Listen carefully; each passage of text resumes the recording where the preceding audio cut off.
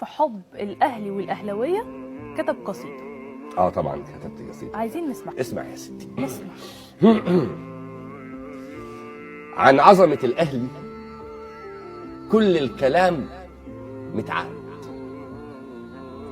هتعد في البطولات هتجلب العداد،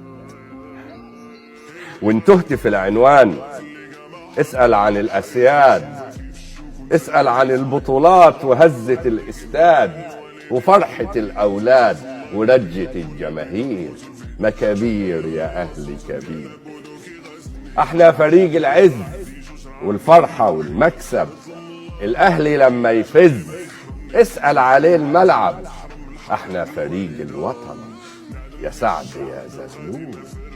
يوم جيت من المنفى احكي يا سعد وقول، احكي على الجماهير والانجليز خايفين.